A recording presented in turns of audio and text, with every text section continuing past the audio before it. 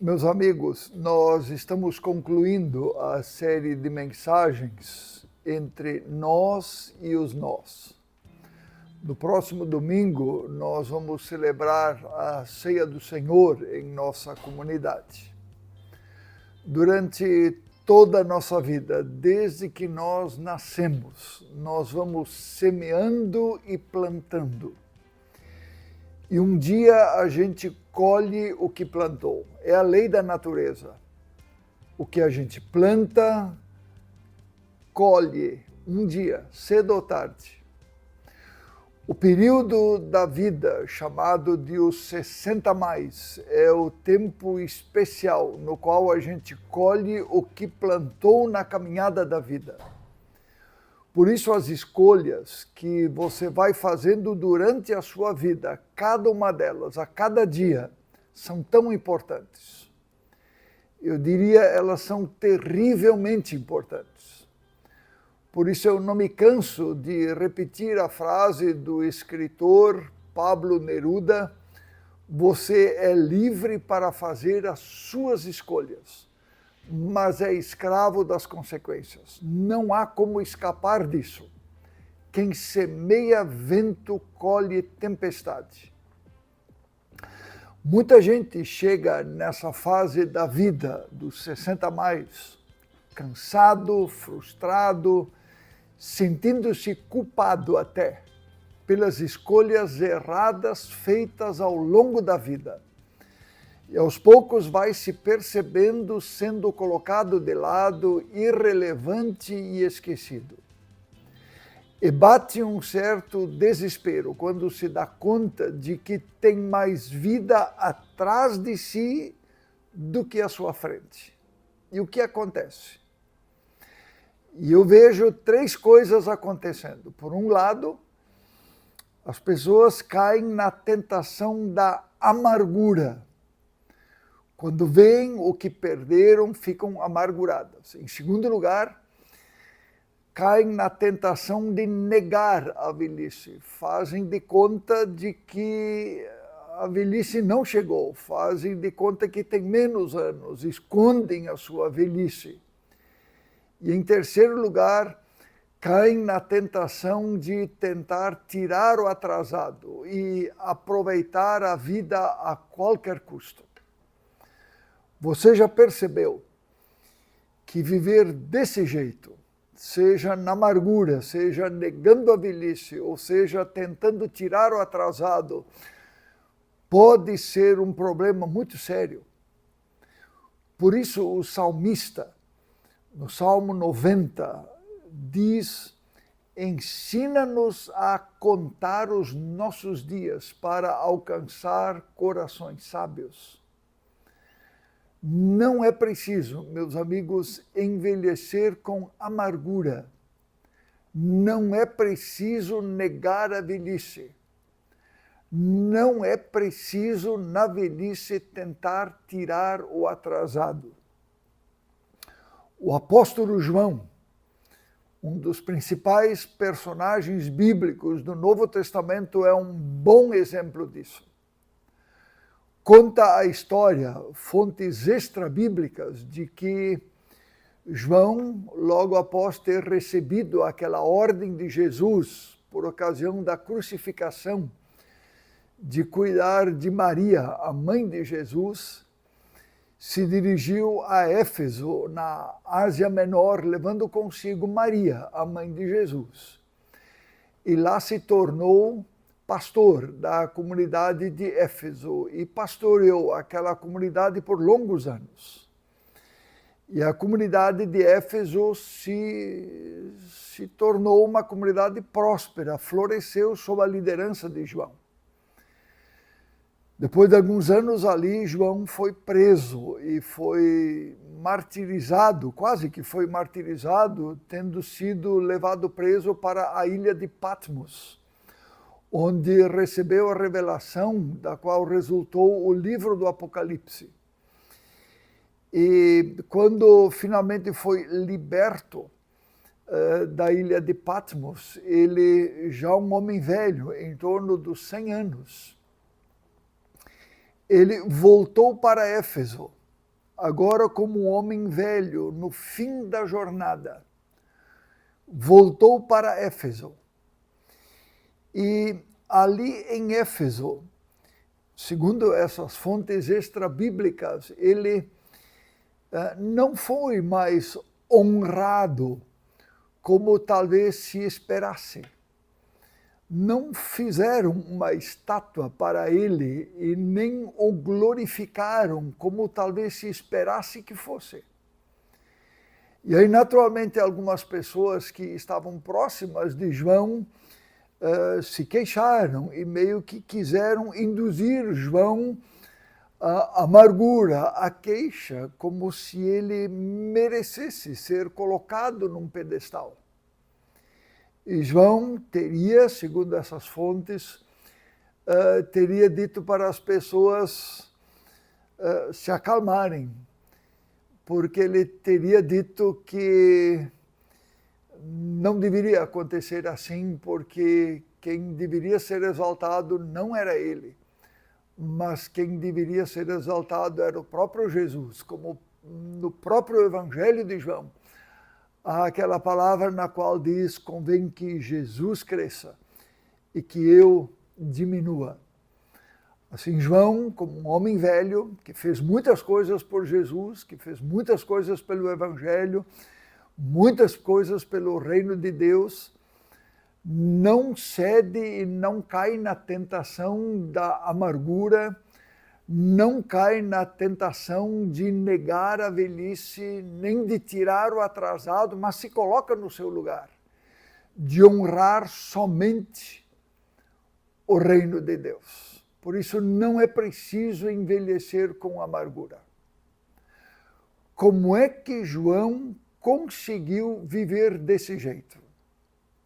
Existe somente uma razão, um motivo. Porque ele estava fundamentado na sabedoria da Bíblia. A sabedoria da Bíblia, na qual João estava fundamentada na Bíblia, que é uma orientação que se passa para nós, é aquela, entre outras, que nós encontramos no Novo Testamento, escrita no livro de Tito, que diz o seguinte: oriente os homens mais velhos a viver com equilíbrio, dignidade e sabedoria, para que haja perseverança, fé e amor saudáveis. Oriente as mulheres mais velhas a viver com respeito, para que não sejam fofoqueiras nem bêbadas, mas modelos de bondade. Que as mulheres mais jovens, ao se inspirar nelas, saibam como amar o marido e os filhos. Sejam virtuosas e puras, cuidem bem da casa e sejam boas esposas. Não queremos que ninguém se afaste da mensagem de Deus por causa do comportamento delas. Oriente também as jovens a viver uma vida disciplinada. Meus amigos, sabem qual é a grande batalha da nossa vida? Da vida de todos nós, desde os primeiros anos da infância, da adolescência e da juventude na idade adulta, nós estamos sob a tentação da autossuficiência, da autonomia. E aqui sempre é bom lembrar o significado das palavras. A palavra autonomia é uma palavra formada de duas palavras. Auto significa de si mesmo. E nomia tem a raiz na palavra lei, significa autonomia, lei de si mesmo. Então o significado é: eu sei, eu decido o que é certo e errado, eu sei o que é certo e errado para mim. Não se meta em minha vida. Não me diga o que eu devo fazer. Esse caminho parece bom, mas é destruidor. Porque ele ignora o Criador, ele ignora a palavra de Deus. Quem entra e segue por esse caminho chega aos 60 mais, muitas vezes cheio de dinheiro, mas pobre, doente, família destruída, sem amigos, frustrado, culpado e sentindo-se irrelevante. E sabe como é que essa autossuficiência se constrói em nossa vida sutilmente? O processo é o seguinte: a gente ora pedindo a bênção de Deus. Deus ouve e atende a nossa oração, nos dá saúde, nos dá um bom trabalho, nos tornamos prósperos, uma família, amigos, uma igreja, enfim, Ele nos enche de bênçãos. E a abundância de bênçãos nos faz esquecer quem nos deu as bênçãos. O amor pelas coisas, pelas bênçãos, pelos bens, nos faz esquecer quem nos deu tudo. E no fim, pensamos apenas ainda em nós mesmos. O amor por mais, pelo dinheiro, pelas coisas, nos faz trabalhar mais, esquecer da família, do domingo, da igreja, de Deus, das pessoas amigas. A bênção se transforma em nosso Deus, em nosso ídolo. Só queremos mais as bênçãos e não queremos mais o Deus das bênçãos, ainda que a gente fale de Deus, mas não é mais o Deus das bênçãos. E aí a gente se torna em pessoas autocentradas, centradas em si mesmos. Todo espírito solidário que se importa, que olha para o outro, desaparece. A família que era importante já não é mais. A comunidade que era importante, que era o nosso ponto de encontro todos os domingos, se tornou secundária. Os vizinhos que eram importantes já não são mais. As coisas em nossa vida tomam o lugar das pessoas. O nós desaparece e dá lugar ao eu. As causas comuns, as causas coletivas, as causas que exigem voluntários estão agonizando por falta de pessoas dispostas a darem de si, darem do seu tempo, a arregaçar as mangas em favor dos outros. E há um alerta bíblico que nós encontramos já na primeira parte da Bíblia, em Deuteronômio, capítulo 8, que nos ajuda nessa direção. Veja essa palavra numa linguagem contemporânea. Cuidado! Depois de terem se tornado prósperos, depois que tiverem construído boas casas e tiverem se estabelecido, depois que mais e mais dinheiro estiver entrando, depois que seu padrão de vida melhorar, tenham o cuidado de não se tornarem tão cheios de si e orgulhosos, a ponto de se esquecerem do eterno, o seu Deus. O Deus que libertou vocês da escravidão, o Deus que conduziu a vida de vocês, o Deus que tornou vocês prósperos. Não caiam na tentação de pensar, fui eu que conquistei tudo isso. Eu fiz tudo sozinho, eu sou rico, é tudo meu. Lembrem-se de que foi o Eterno quem deu todas as forças para vocês.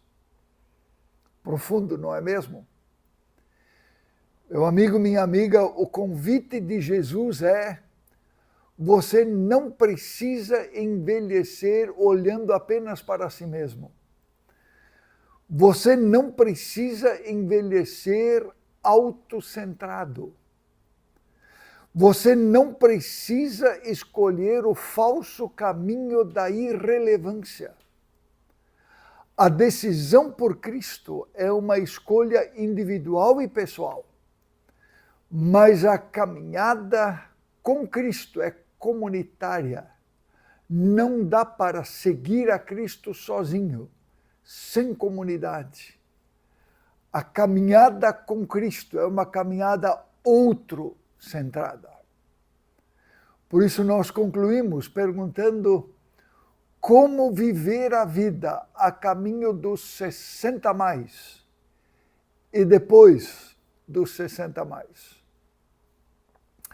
A vida relevante não se conjuga na primeira pessoa do singular, do eu.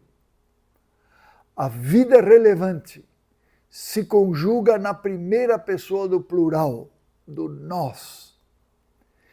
E aí a palavra-chave não é aproveite a vida enquanto pode. Haverá um momento onde não haverá mais como aproveitar a vida. A palavra-chave é importe-se. Veja o vídeo a seguir.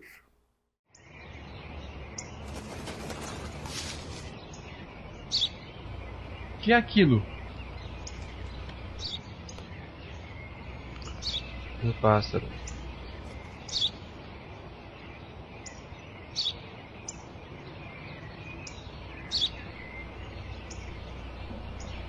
O que é aquilo?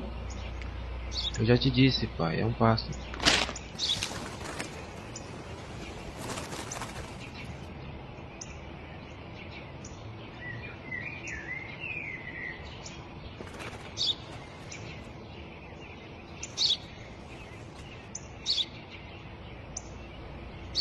O que é aquilo?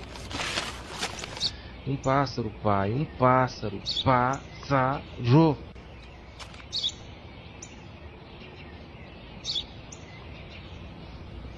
O que é aquilo? Por que tá fazendo isso? Eu já te disse várias vezes, aquilo é um pássaro. Não consegue entender? Onde vai?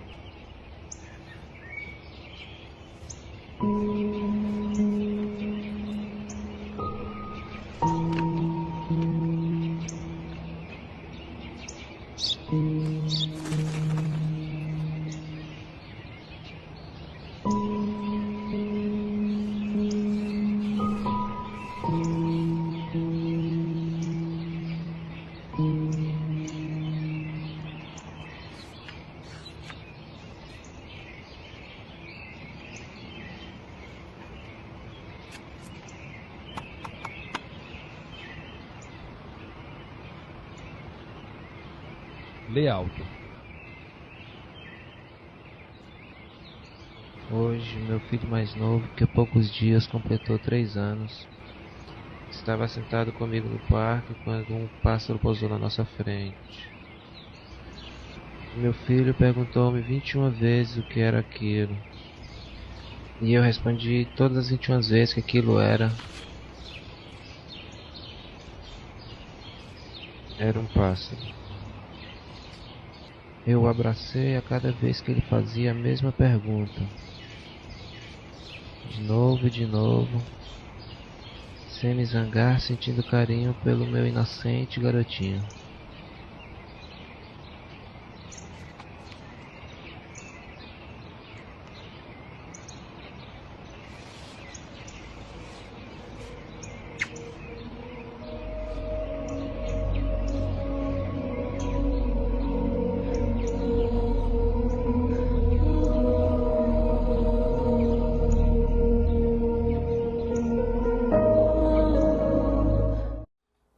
Há poucos dias atrás, eu estava num corredor de um supermercado e eu vi de longe que naquele mesmo corredor estava uma pessoa a quem eu não conhecia pessoalmente, mas que eu identifiquei conhecendo pelas redes sociais. E que eu, conhecendo pelas redes sociais, eu soube que tinha perdido recentemente um filho num acidente. E quando eu vi aquela pessoa ali no corredor do supermercado fazendo compras, eu lembrei de que a vida dos filhos de Deus nesse mundo não pode ser uma vida autocentrada, mas outro-centrada, e que a nossa vida precisa ser uma vida que se importa. E eu me aproximei daquela pessoa e puxei conversa. Me apresentei e começamos a conversar. E tivemos ali uma conversa de 20 minutos. E a certa altura da conversa eu disse, eu acompanhei e soube que você perdeu o seu filho. E ele rapidamente me contou a história, entre lágrimas, de como perdeu o seu filho.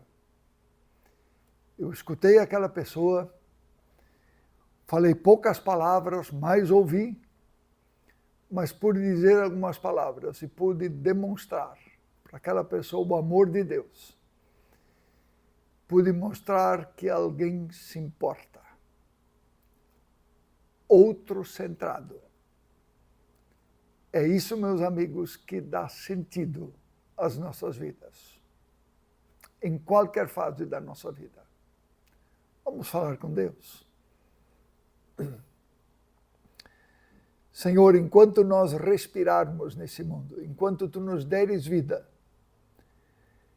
livra-nos daquela ilusão de que nós estamos aqui para aproveitar a vida. Livra-nos daquela ilusão de aproveitar a vida enquanto podemos, ou daquelas falsas ideias de aproveitar a vida. Mas mostra-nos de que verdadeiramente aproveitamos a vida na medida em que nossa vida se importa, na medida em que vivemos de uma forma outrocentrados, olhando para além de nós mesmos, olhando para aqueles que estão à nossa volta, da mesma forma como o Senhor Jesus fez com a gente. Muito obrigado, Senhor, pela oportunidade que o Senhor nos dá a cada dia, em nome de Jesus. Amém.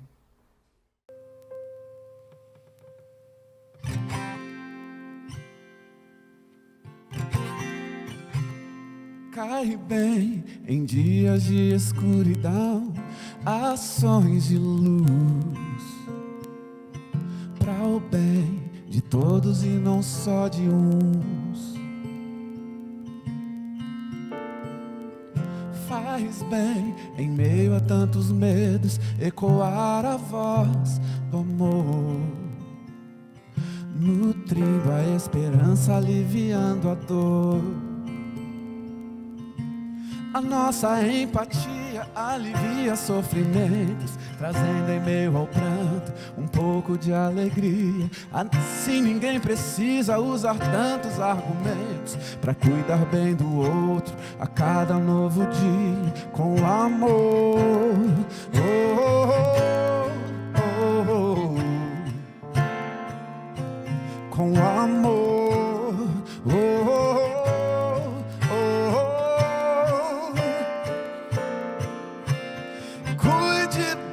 Amigo, cuide de você e do seu amor. Seja compassivo, não ponha em perigo quem Deus amar. Cuide bem, amigo, cuide bem da vovó e do vovô. Seja compassivo, não ponha em perigo aquele a quem Deus ama e você chama de meu amor. Oh, oh, oh, oh, oh, oh,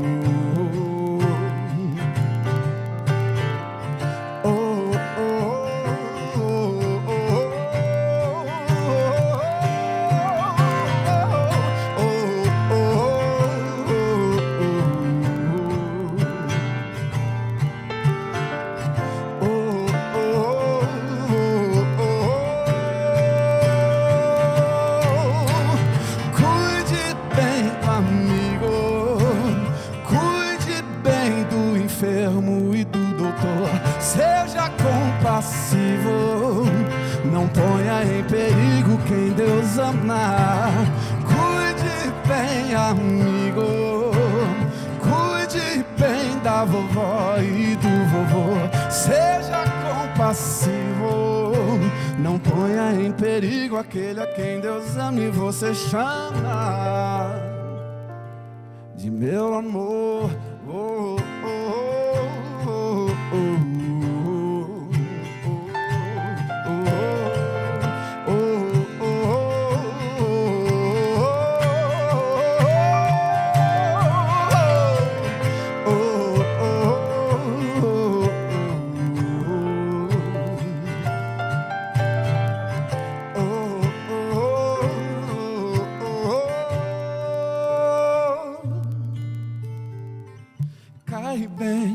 dias de escuridão, ações de luz,